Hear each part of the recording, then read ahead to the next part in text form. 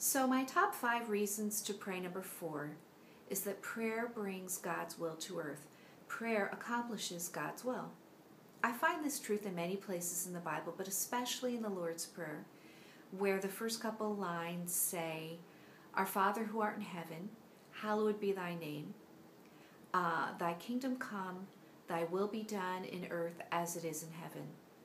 Jesus gave us this prayer to follow as an example, and in it, he's asking God to work in situations to bring God's will, to accomplish God's will here on earth. We often look at prayer as a last resort. If I can't be there myself, if I can't change a situation, if it's beyond human control, well, then I'll pray. But that's a false view, because prayer is what accomplishes God's will. Through prayer, we can enter into situations that are happening around the world, situations we'd never be able to change or do anything about. And because we ask, we bring God's supernatural touch to those situations, to help a friend in the hospital, to help a fellow Christian suffering in another country, to change hearts and minds of people we'll never even meet. Prayer does that. I remember reading the words of an old preacher named S.D. Gordon when people asked him, so what does prayer really do? Does prayer really influence God?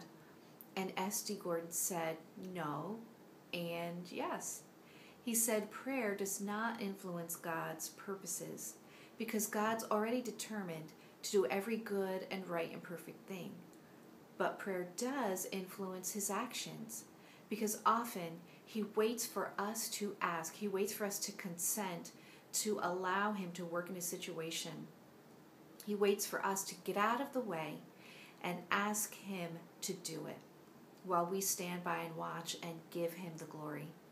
This reminds me of the last line that I quoted from the Lord's Prayer. Thy will be done in earth as it is in heaven. How do you think God's will is done in heaven? In that place where there's no sin, where only the people who love him, the angels who love him reside. I can just picture folks standing in line saying, like that enthusiastic kid in my class, pick me, let me be the one to do your will. And that reminds me that we don't do God's will that way on earth.